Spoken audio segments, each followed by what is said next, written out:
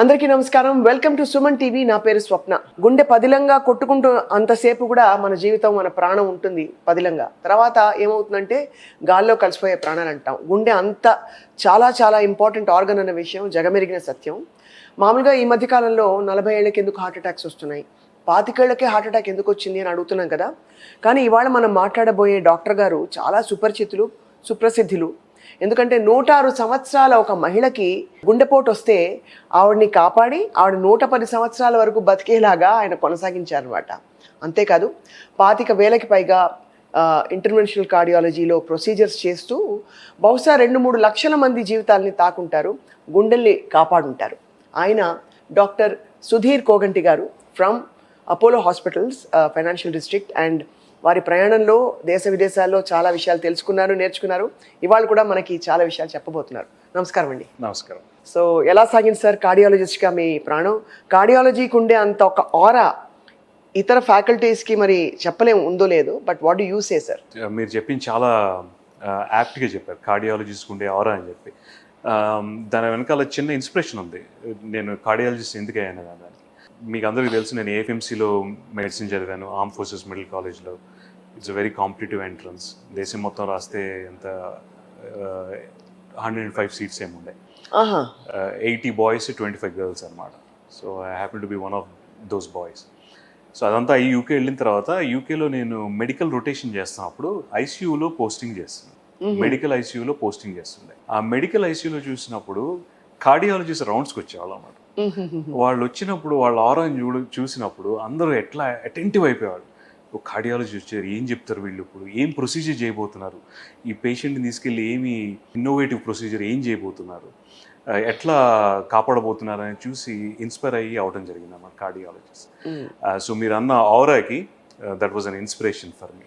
So అక్కడి నుంచి మీ కార్డియాలజీ ప్రయాణం మొదలైందా? Yes, yeah. So cardiology, interventional cardiology, cardiac surgery మూడిటికి ఏంటి సార్ డిఫరెన్స్? అంటే మూడోది చేస్తే ఆటోమేటిక్గా 2 వచ్చేస్తాయా, లేదు ఇదేమైనా గ్రెడేషన్సా, ఎలాగా?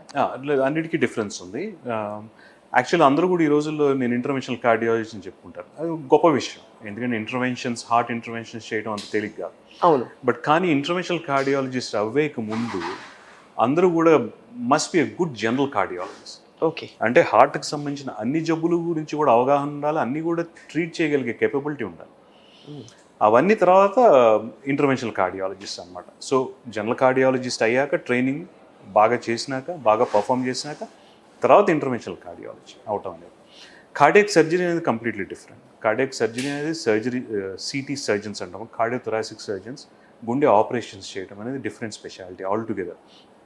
So cardiology, interventional cardiology is more physician, cardiac surgery is more cardiac surgeon. So interventional కార్డియాలజీలో ఆఫ్ కోర్స్ ఇప్పుడు చాలా వినూత్నమైన ప్రక్రియలు వచ్చి కార్డియాక్ సర్జరీ అవసరం లేకుండా కూడా చాలా ప్రొసీజర్స్ వచ్చాయి సార్. మీ ప్రయాణం ఎలా కొనసాగింది ఈ 2-3 లక్షల మంది పేషెంట్లను చూస్తూ? సో ఇంటర్వెన్షనల్ కార్డియాలజీ మీ అందరికీ తెలిసి నేను యూకేలో ట్రైనింగ్ చేశాను కదా. ఇంటర్వెన్షనల్ కార్డియాలజీ ఫెలోషిప్ రావాలంటే యూకేలో అంత తేలిక కాదు. సో మీ జనరల్ కార్డియాలజీలో బాగా పర్ఫామ్ చేసిన తర్వాత జనరల్గా you need to do a period of research అన్నమాట. మీరు రీసెర్చ్ చేసి రీసెర్చ్ డిగ్రీ వచ్చిన తర్వాతనే ఇంటర్వెన్షనల్ కార్డియాలజీలో ఫెలోషిప్ చేయడానికి క్వాలిఫై అవుతాం. నేను ఆ రీసెర్చ్ కూడా ఇంటర్వెన్షనల్ కార్డియాలజీలోనే చేశాను. లండన్లో రాయల్ ఫ్రీ హాస్పిటల్ అని ప్రఖ్యాత హాస్పిటల్, కార్డియాక్ సెంటర్ ఒకటి ఉండేది. In association with another hospital కూడా ఎరాస్మస్ కార్డియాక్ సెంటర్ అని నెదర్లాండ్స్లో ఉంటుంది. థొరాక్ సెంటర్ అంటాం, రోటర్డామ్లో ఉంటుంది. They used to be a guy called Patrick Serruys, professor Serruys, old leader in research in interventional cardiology అన్నమాట. ఆయన యూనిట్లో టైం స్పెండ్ చేయడం జరిగింది. అట్లాగే in collaboration with Great Ormond Street for childrens, Great Ormond Street hospital for childrens అని, అది కూడా లండన్లోనే. It's a world renown hospital in treating sick children. ఈ 3 హాస్పిటల్స్ అసోసియేషన్తో we came with a project. అది కూడా ఇంటర్వెన్షనల్ కార్డియాలజీ బేసిస్ మీదే అనమాట.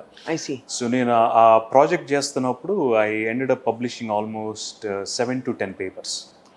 And I published, presented at various international meetings. అంతేకాకుండా ఆ పీరియడ్లో నేను చేసిన రీసెర్చ్ థీసిస్ ఏదైతే ఉందో దానికి university college London, which happens to be one of the world's top 10 universities, దాని నుంచి MD రెస్ అనే డిగ్రీ రావడం జరిగింది.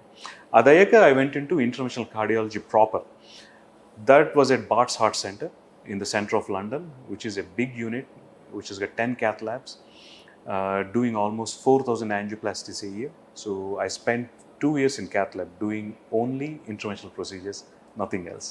Wow. And after that, I came to India, and India వచ్చిన తర్వాత, you know what kind of volumes are there in India? అవును. You know, huge population, చాలా మంది కార్డియాక్ డిసీజెస్ ఉండటం. సో అట్లా సిటిజన్స్ హాస్పిటల్ ఉన్నప్పుడు, which was my previous organisation, I set up a programme called primary PCI programme. Primary PCI అంటే day అయినా night అయినా heart అటాక్తో వచ్చిన పేషెంట్ ఇమీడియట్గా క్యాత్ ల్యాబ్కి తీసుకెళ్ళి ట్రీట్మెంట్ అందించడం అనమాట. That programme became very very successful.